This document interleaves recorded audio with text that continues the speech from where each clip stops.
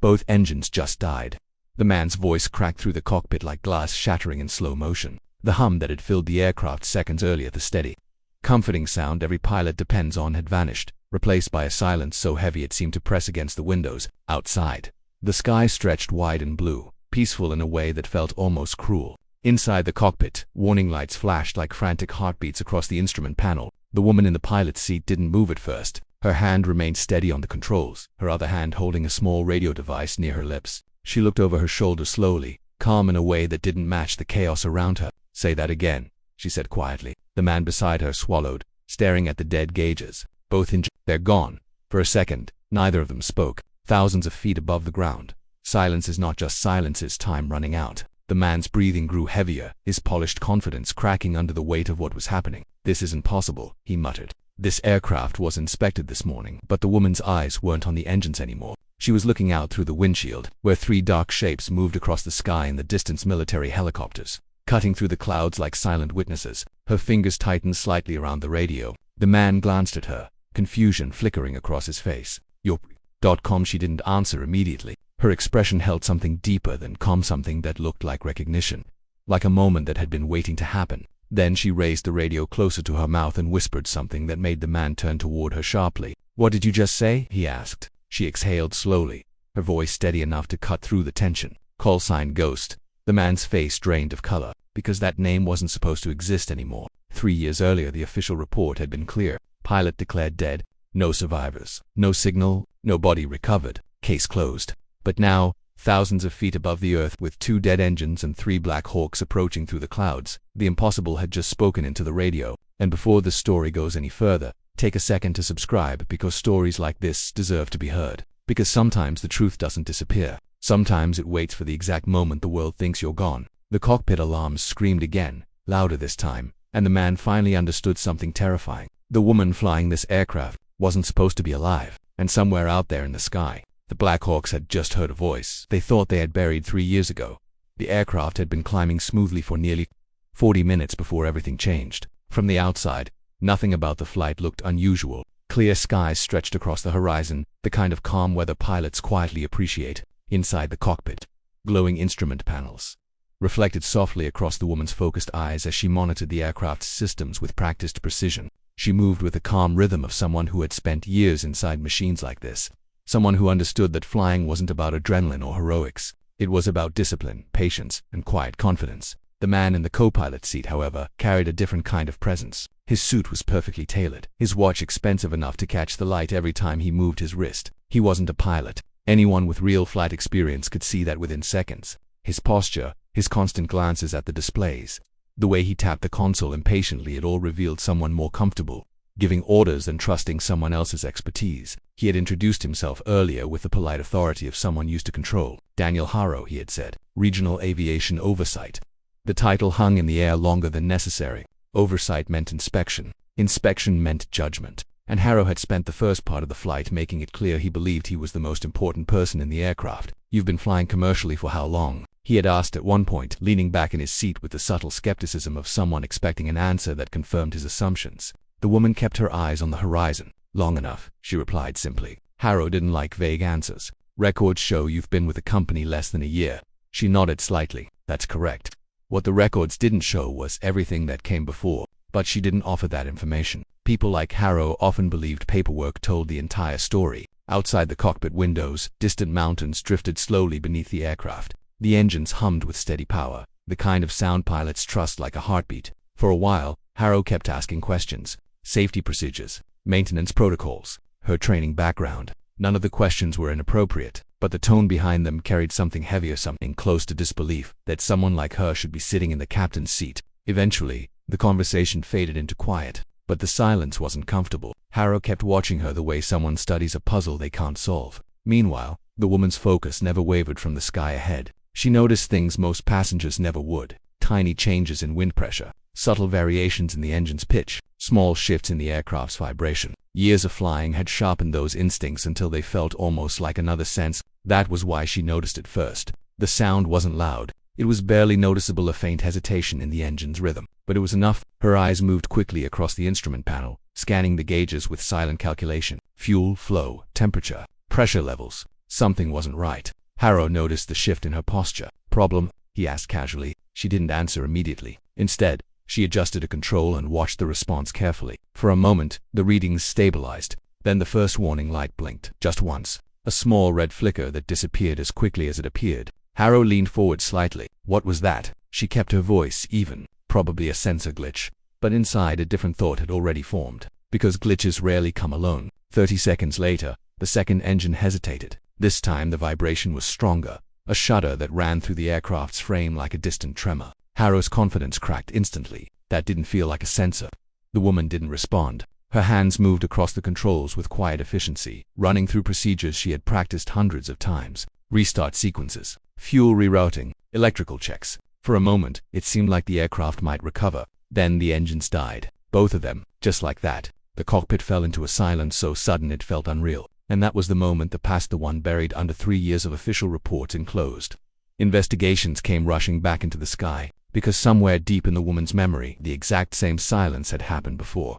The first rule every pilot learns is simple. When the engine stopped, time becomes the most valuable thing in the world. Thousands of feet above the ground, an aircraft without power is no longer flying, it's falling with discipline. The woman's hands moved across the controls with controlled urgency, adjusting the aircraft's pitch to maintain glide speed. Every movement was precise, calculated to stretch every possible second out of the air around them. Beside her, Daniel Harrow had gone pale. The authority he carried earlier in the flight had drained away, replaced by the raw fear of someone realizing the situation was far beyond his control. "We're losing altitude," he said unnecessarily, staring at the rapidly shifting numbers on the display. "Yes," she replied calmly. Her voice didn't rise. It didn't shake. That calmness made Harrow turn toward her in disbelief. "Why are you so calm?" he demanded. She didn't answer the question. Instead, her eyes moved briefly toward the horizon, scanning the sky the way a sailor reads the ocean. "We still have options," she said quietly. Harrow laughed once, a short, humorless sound. "Options?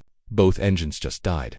He ran a hand through his hair, the polished image of control finally cracking. This aircraft should not be able to lose both engines at the same time. That sentence hung in the air, because he was right. Twin-engine failure was incredibly rare, and when it happened, it usually came with a clear cause: fuel contamination, bird strikes, catastrophic damage. But the instrument panel wasn't showing any of those signs. The systems had simply stopped. The woman studied the controls again, her mind moving through possibilities with quiet focus. She had faced impossible situations before, 3 years earlier, in fact, but that story wasn't supposed to exist anymore. Harrow was breathing faster now, his eyes darting across the cockpit. "We need to call for help." She finally looked at him fully for the first time since the engines failed. There was something in her expression that made him hesitate. Not fear, not panic, recognition. Like someone encountering a moment they had been preparing for longer than anyone realized. "They're already close," she said softly. Harrow frowned. She nodded toward the windshield. At first he didn't see them. The sky looked empty except for clouds drifting slowly across the horizon. Then 3 small shapes appeared in the distance, dark against the bright blue sky. Harrow leaned forward. Helicopters. As they moved closer, their shape became unmistakable. Military helicopters. Black Hawks. Harrow blinked in confusion. Why are they flying this close to civilian airspace? The woman didn't answer immediately. Instead, she reached for the radio sitting beside the console. The simple device looked almost insignificant in her hand, but the moment she touched it, something changed in her posture. Harrow noticed it instantly. "Wait," he said slowly. "You know them." Her thumb hovered over the transmit button. Maybe. Harrow stared at her. Maybe. The helicopters were closer now, their shapes growing larger against the sky. Even from this distance, the disciplined formation revealed experienced pilots at the controls. Harrow's confusion deepened.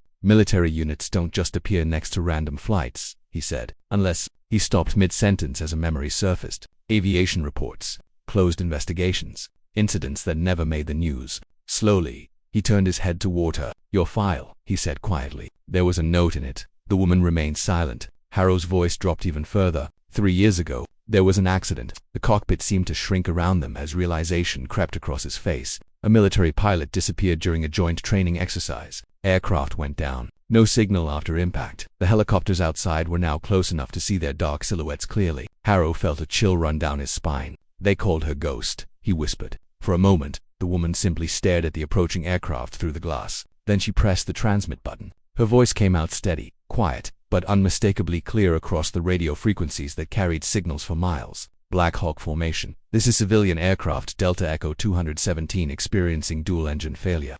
The radio remained silent for 2 seconds. Then a voice crackled through the speaker. Delta SU-200 I-17, this is Hawk Lead. We read your distress call. The woman's eyes softened slightly. Hawk Lead, she replied, confirming you can hear me. Another pause. Then the pilot's voice returned, slower this time. Careful. Affirmative. Harrow watched her with growing disbelief, because something in the way the military pilot spoke had changed. It sounded less like a routine response, and more like recognition. The woman inhaled slowly. Then she spoke the words that made the cockpit feel suddenly much colder. Call sign Ghost, she said quietly. I'm back.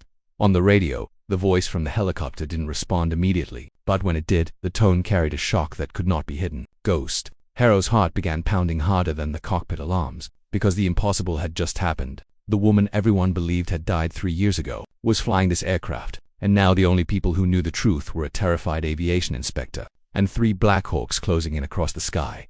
The radio remained silent for a few seconds after the words left her mouth, but inside that silence something powerful shifted across the airwaves. Military pilots are trained to respond quickly, efficiently, and without hesitation. Yet the voice from Hawk Lead didn't answer immediately. Instead, there was a brief pause, the kind that happens when reality collides with something a person believed was impossible. Daniel Harrow could hear faint background chatter through the radio speaker.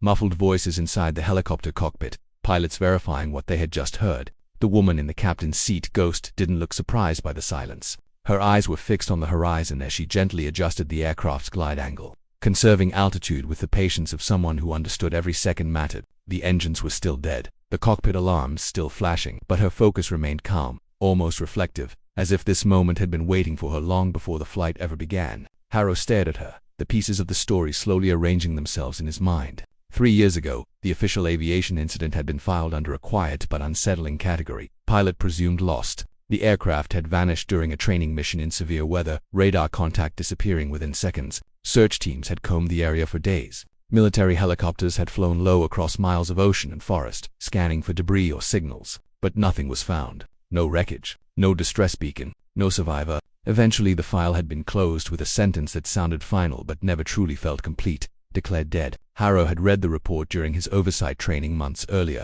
At the time, it was just another document among hundreds of safety records. But now that same report felt very different sitting beside the woman who wasn't supposed to exist anymore. The radio finally crackled again. Hawk Lead's voice returned.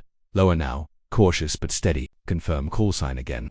The woman didn't hesitate. Ghost. Another pause followed. Longer this time. Harrow imagined the pilot in the helicopter staring at his instruments, probably replaying memories from a mission that had ended without closure. Finally the voice returned, softer than before, but carrying a quiet certainty. We thought you were gone. She allowed herself a faint breath of air that almost sounded like a laugh. So did I, she replied. The aircraft dipped slightly as a gust of wind pushed against its wings, and she corrected the glide path smoothly. Harrow watched her hands work across the controls, realizing something that unsettled him deeply. She wasn't just surviving the situation, she was managing it. You've done this before, he said quietly. She didn't deny it. Her voice stayed calm, focused on the sky ahead. 3 years ago I learned what silence feels like at this altitude. The memory moved through her mind quickly but vividly. The storm clouds, the lightning flashes, the instruments failing one by one. The moment the aircraft dropped into darkness, she had survived that crash through a combination of skill, luck, and something harder to explain, refusal to disappear quietly.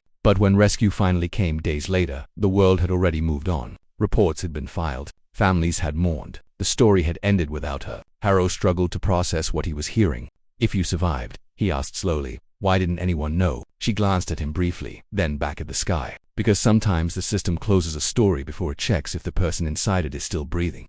That answer landed heavier than the cockpit alarms. Outside the windshield, the Black Hawks were closer now, their powerful rotors cutting through the air as they formed a protective arc around the powerless aircraft. Harrow watched them with growing awe. These weren't just random helicopters responding to a distress signal. These were trained crews who recognized the name they had just heard over the radio. One of the pilots spoke again through the speaker. Ghost, we're moving into escort position. We'll guide you to the nearest safe landing zone. She nodded slightly, though the helicopter crew couldn't see it. Copy that. Harrow leaned back in his seat, overwhelmed by the strange mixture of danger and relief filling the cockpit. Minutes earlier he had believed this flight might end in disaster. Now 3 military helicopters were flying alongside them, responding to a voice the world had already buried. He looked at her again, this time not with skepticism but with something closer to respect. You know, he said slowly, when this flight started, I thought I was here to evaluate you. She gave a small, thoughtful smile while keeping her eyes on the instruments. And now Harrow watched the helicopters moving steadily beside them. their presence cutting through the fear that had filled the cockpit earlier. Now I think I'm watching a pilot who refuses to let the world decide her ending. The aircraft continued gliding through the sky, powerless but guided by skill, determination, and 3 Black Hawks that had heard a voice they never expected to hear again. And in that moment, something important became clear. Sometimes the greatest turning point in a story isn't when everything goes wrong. It's when someone finally realizes they're stronger than the silence that once tried to erase them. If you're watching this right now, remember this life may close doors on you. People may write your ending too early, but resilience has a way of reopening chapters nobody expected. The wind rushing past the powerless aircraft carried a sound that felt strangely peaceful compared to the chaos inside the cockpit minutes earlier. Without the engines running, the usual roar of propulsion had disappeared, replaced by a quiet glide that made every movement of the aircraft feel more personal, more dependent on the pilot guiding it through the sky. The woman called Ghost adjusted the yoke with careful precision, maintaining the delicate balance between altitude and distance as the aircraft continued descending. Outside the windshield, the 3 Black Hawks moved closer, their presence no longer distant shapes in the sky but powerful machines flying in disciplined formation. Their dark frames reflected sunlight as their rotors cut through the air with controlled strength, each helicopter maintaining perfect spacing as if the sky itself had become a runway guiding them together. Daniel Harrow sat silently for a moment, watching the scene unfold with a mixture of disbelief and humility. Earlier that morning he had boarded the aircraft carrying the quiet arrogance of someone whose job was to judge others. Aviation oversight had trained him to trust regulations, documentation, and checklists. Those tools were important, but in the last 20 minutes he had witnessed something those reports could never fully measure: experience, composure, and courage under pressure. The radio crackled again. Hawk Lead's voice sounded stronger now, less uncertain than before. "Ghost, we have a clear landing zone approximately 20 miles south of your current position. Open field, minimal obstacles. We'll guide you in." She studied the navigation display carefully, calculating glide distance and wind resistance with silent focus. The numbers lined up just enough to make it possible. "Copy that," she replied. Harrow exhaled slowly, realizing they might actually make it to the ground safely. But something about the moment kept pulling his attention back to her. The calm in her voice wasn't just professional discipline. It was something deeper, a kind of perspective earned through hardship most people never experience. "You know," Harrow said after a moment, his voice quieter than before, "when I first saw your file this morning, I thought it was incomplete." She glanced at him briefly. "Incomplete? Your training history had a gap. 3 years missing." He paused, choosing his next words carefully. "Now I understand that gap wasn't empty. It was survival." The aircraft dipped slightly again as a crosswind pushed against its wing, and she corrected it smoothly with a subtle adjustment. Her expression remained composed, but Harrow noticed something in her eyes that hadn't been there earlier. "Those 3 years taught me something most flight schools don't," she said quietly. "What's that?" Harrow asked. She looked ahead at the open sky, where the distant landscape slowly grew closer beneath them. "That control isn't always about the machine you're flying. Sometimes it's about the story you refuse to let end." The words settled into the cockpit like a quiet truth. Harrow realized that earlier in the flight he had seen her only through the narrow lens of authority and inspection. He had assumed he understood her qualifications based on paperwork and procedure, but real character, he now understood, rarely fits neatly into official reports. The Black Hawks shifted formation slightly. One helicopter moving ahead of the aircraft to scout the landing zone while the other 2 remained on either side like silent guardians. Through the windshield, Harrow could now see the faint outline of open land appearing in the distance. Relief slowly replaced the tension in his chest, but the moment carried something even more powerful than relief. It carried perspective. "I've spent most of my career checking if pilots follow the rules," Harrow admitted quietly, "but today I learned something important." She raised an eyebrow slightly while keeping her focus forward. "And what's that?" Harrow looked at the horizon where the landing zone waited, the Black Hawks guiding them through the sky like steady hands. "The best pilots aren't the ones who never face impossible situations," he said. "They're the ones who face them and refuse to panic." She allowed herself a small smile at that, though her hands never stopped guiding the aircraft carefully through its descent. Below them, the ground grew closer, fields stretching across the landscape like a welcoming runway carved out of the earth. The landing would still require precision and courage, but the hardest part, the uncertainty, was beginning to fade. Harrow leaned back slightly in his seat, realizing how different he felt compared to the man who had boarded the aircraft earlier that day. Authority had once been his comfort zone. Now humility felt more honest. And beside him sat a pilot the world had once declared gone, calmly guiding an aircraft with no engines toward a safe landing while 3 Black Hawks flew escort in silent respect. In moments like this, stories change people, not through dramatic speeches or perfect endings, but through the quiet realization that resilience often lives in the most unexpected places. So if there's one thing this moment reminds us of, it's this: never let anyone decide your value based only on what they see on paper. Strength, courage, and second chances often appear exactly when the world believes the story is already finished.